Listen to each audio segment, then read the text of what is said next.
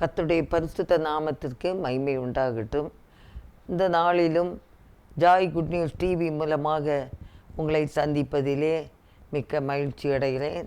கிறிஸ்துக்கள் அன்பானவர்களே, இந்த உயிர் மீட்சி நேரம் வழியாக உங்களை சந்தித்து இந்த செய்தியை கொடுக்கும்படியாக தேவன் தந்த வாய்ப்புக்காக கர்த்தரை நான் ஸ்தோத்திரிக்கிறேன். யாவருக்கும் என் அன்பு வாழ்த்துக்களை நான் கூறிக்கொள்கிறேன். இந்த ஊழியங்களுக்காக பாரத்தோடு ஜெபிக்கும்படி உங்களை நான் அன்போடு நான் கேட்டுக்கொள்கிறேன். இந்த நாளிலும் கூட தியானிக்கும்படியாக எடுத்துக்கொண்ட வேத வாக்கியம் பிலிப்பியர் 2ஆம் அதிகாரம் 4ஆம் வசனம் முதல். அவனவன் தனக்கானவைகளை அல்ல பிறருக்கானவைகளையும் நோக்குவானாக. கிறிஸ்து இயேசுவில் இருந்த சிந்தையே உங்களிலும் இருக்க கடவது. அவர் தேவனுடைய ரூபமாயிருந்தும் தேவனுக்கு சமமாயிருப்பதை கொள்ளையாடின பொருளாக எண்ணாமல் தம்மை தாமே வெறுமையாக்கி அடிமையின் ரூபம் எடுத்து மனுஷர் சாயலானார். அவர் மனுஷ ரூபமாய் காணப்பட்டு மரண பரியந்தம், அதாவது சிலுவையின் மரண பரியந்தமும் கீழ்ப்படிந்தவராகி தம்மை தாமே தாழ்த்தினார். ஆதலால் தேவன் எல்லாவற்றிற்கும் மேலாக அவரை உயர்த்தி என்று பார்க்கிறோம். தேவ சித்தத்தை நிறைவேற்றும்படியாக அவர் என்ன செய்தார்? தம்மை தாமே தாழ்த்தினார் என்று சொல்லி பார்க்கிறோம். ஆகையினால் இந்த நாளிலே நாம் தியானிக்கும்படியாக கிறிஸ்து இயேசுவில் இருந்த சிந்தையே உங்களிலும் இருக்க கடவுது. கிறிஸ்து இயேசுவில் இருந்த சிந்தை என்று சொல்லும்போது முதலாவது அவரிடத்தில் இருந்த சிந்தையை நம்ம பார்த்தோம் என்றால் அது மனத்தாழ்மை தான். மனத்தாழ்மை. அந்த மனத்தாழ்மையோடு இருக்க நாம் என்ன செய்ய வேண்டும்? கற்றுக்கொள்ள வேண்டும். எந்த விதத்திலும் நாம் உயரக்கூடாது, பெருமை கொள்ளக்கூடாது. பெருமை உள்ளவனுக்கு தேவன் எதிர்த்து நிற்கிறார், தாழ்மை உள்ளவனுக்கு அவர் கிருபை அளிக்கிறார். இன்னும் அவருடைய குணாதிசயங்களை நம்ம பார்த்தோன்னு சொன்னால், தேவனுடைய ரூபமாயிருந்தும் தேவனுக்கு சமமாயிருப்பதை கொள்ளையாடின பொருளாக எண்ணாமல் தம்மை தாமே வெறுமையாக்கி வெறுமையாக்கினார் என்று பார்க்கிறோம். ஆகினால் அன்பானவர்களே, நாமும் நம்மை முழுமையாக ஆண்டவருக்கு ஒப்பு கொடுக்க வேண்டும். அது மட்டும் இல்லை, நம்ம வாழ்க்கையில் அவர் கிறிஸ்து இயேசுவில் இருந்த சிந்தைன்னு சொல்லும்போது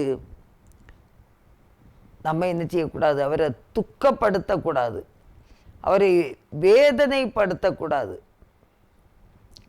எபேசியர் 4ஆம் அதிகாரம் 30ஆம் வசனத்திலிருந்து பார்க்கும்போது, அன்றி நீங்கள் மீட்கப்படும் நாளுக்கென்று முத்திரையாக பெற்ற தேவனுடைய பரிசுத்த ஆவியை துக்கப்படுத்தாதிருங்கள். மீட்கப்படும் நாளுக்கென்று முத்திரையாக நாம் பரிசுத்த ஆவியை பெற்றிருக்கிறோம். அப்போ எப்போ ஆண்டவரை நம்ம துக்கப்படுத்துகிறோம்? பின்னால் இருக்கிற வசனங்கள், சகல விதமான கசப்பு, கோபம், மூர்க்கம், கூக்குரல், தூஷணம், மற்ற எந்த துர்க்குணமும் உங்களை விட்டு நீங்க கடவுது. ஒருவருக்கொருவர் தயவாயும் மன உருக்கமாயும் இருந்து கிறிஸ்துவுக்குள் தேவன் உங்களுக்கு மன்னித்தது போல நீங்களும் ஒருவருக்கொருவர் மன்னியுங்கள். அல்லேலூயா. சகல விதமான கசப்பு, குடும்பங்களில் கசப்பு, மனைவியை பார்த்தாலே கசப்பு, சகோதரங்களை பார்த்தாலே கசப்பு. அன்பானவர்களே, ஒருவேளை தீமை செய்திருந்தாலும் கூட நம்ம கசப்பை காட்ட வேண்டிய அவசியம் இல்லை. அன்போடு நடப்போம். ஆண்டவரை நம்ம துக்கப்படுத்தவே கூடாது. சகல விதமான கசப்பு, கோபம், மூர்க்கம், கூக்குரல் இருக்குதா? இந்த குணங்கள் எல்லாம் இருக்குதா? அப்படி நான் ரட்சிக்கப்பட்டிருக்கிறேன், நான் ஞானஸ்தானம் எடுத்திருக்கிறேன், நான் அபிஷேகம் பெற்றிருக்கிறேன், நான் திருவிருந்தில் பங்கெடுக்கிறேன், எல்லாம் எடுப்போம். ஆனால் அந்த கசப்பு இருந்துன்னா எடுத்து என்ன பிரயோஜனம்? அவரை போல நான் மாற வேண்டாமா? நான் பரிசுத்தராக இருக்கிறது போல நீங்கள் உங்கள் நடத்தைகள் எல்லாவற்றிலும் பரிசுத்தமாயிருங்கள் என்று ஆண்டவர் சொல்லுகிறார். அன்பானவர்களே, எப்படி நாம் வாழ்ந்து கொண்டிருக்கிறோம்? குடும்பத்தை வச்சே நம்ம பேசுவோம். ஒரு கணவனுக்கு பிரியமாய் மனைவி நடக்கிறாங்களா? ஒரு மனைவிக்கு பிரியமாய் அந்த கணவன் நடக்கிறாங்களா? அந்த பெற்றோருக்கு பிரியமாக பிள்ளைகள் நடக்கிறீங்களா?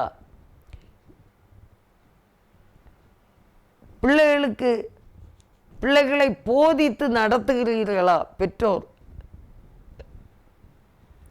பிள்ளைகள் மேலே கவனம் வைக்கணும்.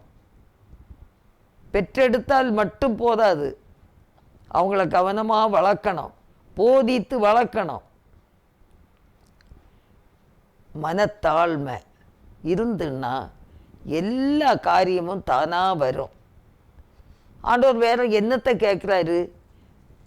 இங்கே ஒரு வசனம் இருக்குது, மீகாவின் புஸ்தகம் 6ஆம் அதிகாரம் 8ஆம் வசனம். மனுஷனே, நன்மை இன்னதென்று அவர் உனக்கு அறிவித்திருக்கிறார். நியாயம் செய்து இரக்கத்தை சிநேகித்து உன் தேவனுக்கு முன்பாக மனத்தாழ்மையாய் நடப்பதே அல்லாமல் வேற என்னத்தை கர்த்தர் உன்னிடத்திலே கேட்கிறார்? என்னை ஆண்டவர் எதிர்பார்க்கிறது அந்த கனிகள், அந்த தாழ்மை, நீடிய பொறுமை, அந்த அன்பு. நேற்று நம்ம தியானித்தோம், இலைகள் உள்ள ஒரு மரத்தில் கனி தேடி வராரு. அத்தி மரத்தில் கனி தேடி வராரு. அது வெறும் இலையாக கொட்டி நிற்குது, ஆனால் கனி இல்லை. கர்த்தர் அந்த மரத்தை சபித்தார். நம்ம சபிக்கப்பட்டவர்களாய் போகிறதுக்காக நம்ம ஆண்டவருக்கு ஒப்பு கொடுக்கல. நம்ம ஆசீர்வதிக்கப்பட்டவர்களாய் மாற வேண்டும். நம்ம ஆசீர்வதிக்கப்பட்டவர்களாய் மாற வேண்டும் என்றால் நம்முடைய இருதயத்தின் ஆழத்தில் இருக்கிற கசப்புகள், வெறுப்புகள், எரிச்சல்கள் எல்லாம் அகற்றப்பட வேண்டும், அகற்றப்பட வேண்டும்.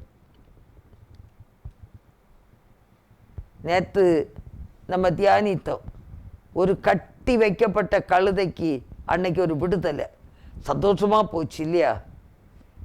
இன்னைக்கு அந்த எரிச்சல்ங்கிற பாவத்தில் கட்டி வைக்கப்பட்டிருக்கோமா? இல்லை, எல்லாம் விடுதலை.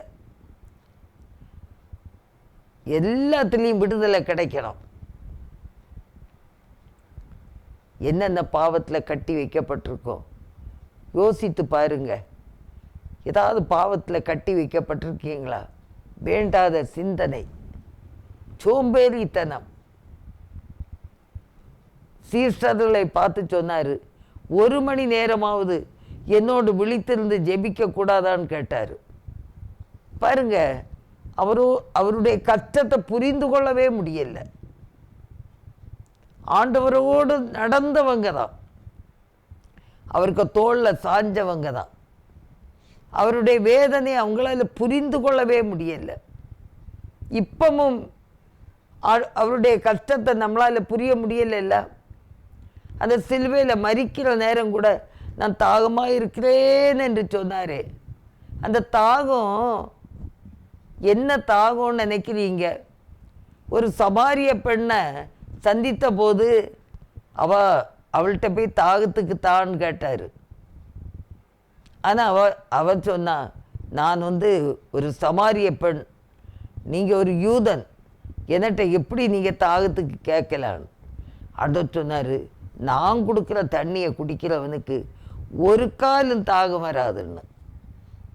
அவரால் முடியும், ஜீவ தண்ணீர் கொடுக்க அவரால் முடியும். ஆனால் அவருக்குடைய தாகம் என்ன தெரியுமா? நான் அந்த பணியை விட்டுட்டு போகிறேன், எனக்கு பின்னால் யார் இந்த பணியை செய்வா? யார் இந்த சுவிசேஷ பணியை செய்வார்கள். அந்த தாகம்தான் ஆத்துமாக்கள் பேரில் உள்ள தாகம். அன்பானவர்களே, அந்த தாகத்தை நம்ம தீர்க்கிறதுக்காக நம்ம ஒப்பு கொடுப்போமா? அந்த மீகா 6ஆம் அதிகாரம் 8ஆம் வசனத்தில், மனுஷனே, நன்மை இன்னதென்று அவர் உனக்கு அறிவித்திருக்கிறார். நியாயம் செய்து இரக்கத்தை சிநேகித்து உன் தேவனுக்கு முன்பாக மனத்தாழ்மையாய் நடப்பதை அல்லாமல் வேற என்னத்தை கர்த்தர் உண்டத்தில் கேட்குறாரு?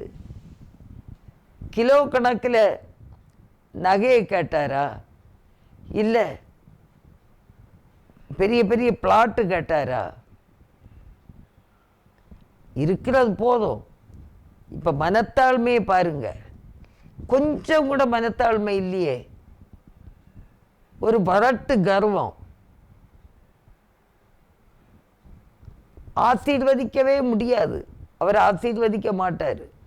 தாழ்மை உள்ளவனுக்கு தான் அவர் கிருபை அளிப்பார். அன்பானவர்களே, நிறைய பேர் வேஷம் போடுறாங்க. ஊழியம் செய்கிறவங்க கூட பணத்துக்காகவே ஊழியம் செய்கிறவங்களும் இருக்காங்க. நல்லா ஊழியம் செய்கிறவங்களும் இருக்காங்க. எல்லாத்தையும் ஆண்டவர் கவனிக்கிறார். எல்லாத்தையும் கவனிக்கிறார். நம்ம ஞானமாய் நடப்போம், கர்த்தருக்கு பிரியமாய் நடப்போம். மத்தேயு 18ஆம் அதிகாரம் 4ஆம் வசனத்தில், இந்த பிள்ளையை போல தன்னை தாழ்த்துகிறவன் எவனோ அவனே பரலோக ராஜ்யத்தில் பெரியவனாக இருப்பான். ஒரு குழந்தையை போல. குழந்தைகளை பார்த்துருக்கீங்களா? நாங்கள் ஒருத்தோட ஊட்டியில் நாங்கள் வேலையில் இருக்கும்போது, பக்கத்து வீட்டு குடும்பம் வந்து ஒரு பிராமின் குடும்பம். அதுக்கும் ஒரு 2-3 வயசான ஒரு பிள்ளை உண்டு. எனக்கு மூத்தவனுக்கு அப்போ ஒரு 3 வயசு. 2 பேரும் அடிக்கடி விளையாடுவாங்க, சண்டையும் போடுவாங்க. ஒரு நாள் 2 பேரும் சண்டை போடுகிற நேரத்தில் அந்த அம்மா ஓடி வந்து அதுக்கு குழந்தைய ஒரு அடி கொடுத்து தூக்கிட்டு போச்சு. பாரு, நீ வெளியில் வருவியா? அந்த பையன் கூட நீ பேசுவியா? அப்படின்னு அடி கொடுத்து தூக்கிட்டு போச்சு. அப்போ நான் சொன்னேன், என்னம்மா குழந்தைகளுக்கு என்ன தெரியும் அப்படின்னு சொல்ல அது கோபத்தில் தூக்கிட்டு போயிட்டு அடுத்த நாள்லேருந்து எனக்கு முகத்தையும் பார்க்காது. அது மூஞ்ச தூக்கி வச்சுட்டு போவோம். நானும் பிறகு நீ என்ன செய்யணும், நானே என் பாட்டுக்கு போவேன். 2 நாள் போச்சு. அந்த பிள்ளைங்க திருப்பி அதுபோல் இருந்து விளையாடுது. அதுதான் குழந்தை மனம். தான் சின்ன பிள்ளை போல மாறணும். நமக்கு அந்த வீம்பு வைராக்கியம் நெஞ்சுக்குள்ளே இருக்குது. நீதிமொழிகள் 29ஆம் அதிகாரம் 23ஆம் வசனத்தில், மற்றொன்றை அகந்தை அவனை தாழ்த்தும், மனத்தாழ்மை உள்ளவனோ கனமடைவான். அகந்தை, மற்றொன்றை அகந்தை அவனை தாழ்த்தும், மனத்தாழ்மை உள்ளவனோ கனமடைவான் என்று பார்க்கிறோம். ஆகையினால் அன்பானவர்களே, நம்ம ஆண்டோடைய சமூகத்தில் தாழ்த்தி ஜெபம் பண்ணுவோம். எந்த பெருமையும் வேண்டாம். ஒன்றுமே இல்லை உலகத்தில். எல்லாம் ஒளிந்து போகும். ஆனால் நித்திய ஜீவன் ஒரு நாளும் ஒழியாது. ஆகையினால தேவ சித்தத்துக்கு நம்மை ஒப்பு கொடுத்து நம்ம ஆண்டவருக்கு பிரியமாய் வாழ நம்மை ஒப்பு கொடுப்போம்.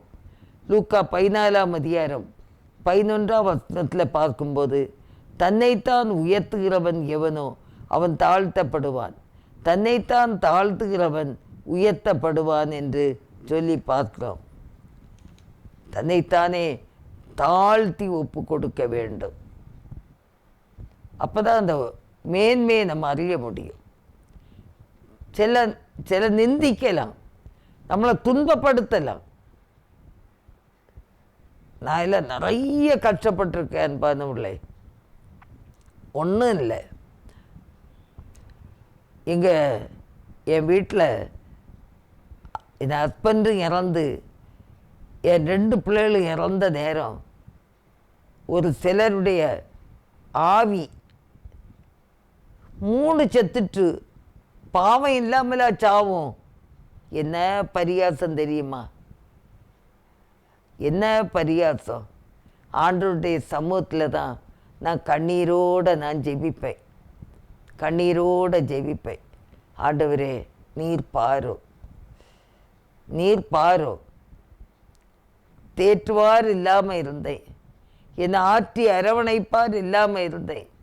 ஆண்டவராக இயேசு கிறிஸ்து மட்டும்தான் எனக்கு சகல ஆறுதலின் தேவனாக இருந்தார்.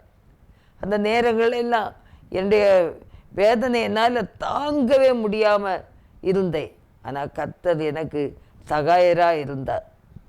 நான் அழுத நேரம் கூட தாழ்மையோடு நான் அழுதுகிட்ருக்க நேரம்தான் ஆண்டவர் இந்த வேதனையை தாங்க முடியாமல் அப்படியே பாரத்தோடு ஜெபிக்க நேரம் ஆண்டவர் இந்த பாடலை தேவ சமூகம் வந்தேன், தேவைகளை சொல்ல வந்தேன், ஏனென்று கேட்டார், அன்போடணைத்தார், ஆற்றி தேற்றினார்.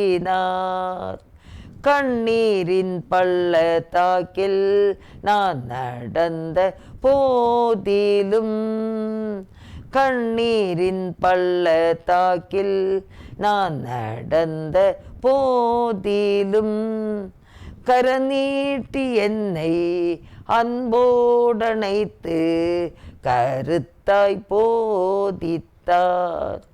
ஏனென்று கேட்டார், அன்போடணைத்தார், ஆற்றி தேற்றினார். தாழ்மையோடு ஒப்பு கொடுத்து பாருங்க. உங்கள் வீட்டில் கஷ்டமா, பிரச்சனையா? என்ன கஷ்டம்? வேலை இல்லையா? வேலை வாய்ப்புகள் குறையாக இருக்கா? தேவைகள் சந்திக்கப்பட முடியலையா? ஆண்டவரிடத்தில் ஒப்பு கொடுங்க. அன்பானவர்களே, கர்த்தர் உங்களை ஒருபோதும் கைவிட மாட்டார், ஒருபோதும் கைவிட மாட்டார். அது மட்டும் இல்லை, யாக்கோபு 4ஆம் அதிகாரம் 10ஆம் வசனத்தில் கர்த்தருக்கு முன்பாக தாழ்மைப்படுங்கள், அப்பொழுது அவர் உங்களை உயர்த்துவார். உங்களுக்கு ஒரு உயர் வேணுமா? கர்த்தருக்கு முன்பாக தாழ்மைப்படுங்க. அது வெளி தோற்றத்திலையும் நீங்கள் காட்ட வேண்டாம், உள்ளான அனுபவத்திலையும் நம்ம அதை தாழ்மையாட்டு இருக்கும்போது அவர் அதை கவனித்து பார்த்து நம்முடைய தேவைகளை அவர் சந்திக்கிறார். 1 பேதுரு 5ஆம் அதிகாரம் 5ஆம் வசனத்தில் மனத்தாழ்மையை அணிந்து கொள்ளுங்கள், பெருமை உள்ளவர்களுக்கு தேவன் ஏற்று நிற்கிறார், தாழ்மை உள்ளவர்களுக்கு கிருபை அளிக்கிறார். அல்லேலூயா. மனத்தாழ்மையை அணிந்து கொள்ளுங்கள், தாழ்மை உள்ளவனுக்கு அவர் கிருபை அளிக்கிறார். ஆண்டவருடைய கரங்களில் நம்மை முழுமையாக நம்ம ஒப்பு கொடுப்போம், ஜெபிப்போம், கண்களை மூடி நாம் ஆண்டவரை நோக்கி பார்ப்போம். நம்மை ஒரு விசை கூட சோதித்து அறிந்து கொள்ளுவோம். இந்த லெங்க்த்து காலங்களில் நம்முடைய இருதயத்தை சோதித்து அறிவோம். ஆண்டவரே, நான் எந்த நிலையில் இருக்கேன்? நான் பல விதங்களில் கஷ்டப்பாடுகள் எனக்கு இருக்குது. என்னை தாழ்த்தி நான் ஒப்பு கொடுக்கிறேன். ஆண்டவரே, நீர் மாத்திரம் போதும், நீர் மாத்திரம் போதும். எங்கள் அன்பின் ஆண்டவரே, இந்த வேளைக்காக துதிக்கிறோம். என்னோடு ஜெபித்து கொண்டிருக்கிற ஒவ்வொரு பிள்ளைகளுடைய வாழ்க்கையிலும் உம்முடைய அன்பையும் உம்முடைய கிருபைகளையும் ஆண்டவரே கொடுக்கும்படியாக நாங்கள் ஜெபிக்கிறோம். கர்த்தாவே, ஆண்டவரே, எங்களிலே நீர் மகிமைப்பட வேண்டும். எங்கள் வாயின் வார்த்தைகள், எங்களுடைய இருதயத்தின் தியானங்கள், ஆண்டவரே, எங்களுடைய சகல காரியங்களிலும் நீர் விரும்பும் பரிசுத்த வாழ்க்கை எங்களுக்கு வேணும், எங்களுக்கு வேணும். ஆண்டவரே, நீங்கள் பொறுப்பெடுத்து கொள்ளுங்க. எல்லா குறைகளையும் எல்லா குற்றங்களையும் மன்னித்து எங்களை ஆசீர்வதிக்கும்படியாக நாங்கள் ஜெபிக்கிறோம். ஹல்லேலூயா. உம்மை நாங்கள் நன்றியோடு துதிக்கிறோம், நன்றியோடு துதிக்கிறோம். உடைய ஆசீர்வாதம் நிறைவாக இருக்கத்தக்கதாக நாங்கள் ஜெபிக்கிறோம். ஹல்லேலூயா, ஹல்லேலூயா. யாராவது பலவீனத்தோடு சுகவீனத்தோடு இருந்தால் ஆண்டவர் அவங்க பலவீனம் சுகவீனங்கள் மாற்றி கொடுத்து சுகத்தையும் பலத்தையும் கட்டளையிட வேண்டும் என்று துதிக்கிறோம் பிதாவே, ஸ்தோத்திரிக்கிறோம். தொடர்ந்து எல்லாரையும் காத்து கொள்ளும் வழி நடத்தும். இயேசு கிறிஸ்துவின் நல்ல நாமத்தில் ஜெபங்கேளும் பிதாவே, ஆமேன், ஆமேன். கர்த்தர் உங்களை ஆசீர்வதிப்பாராக. ஆமேன்.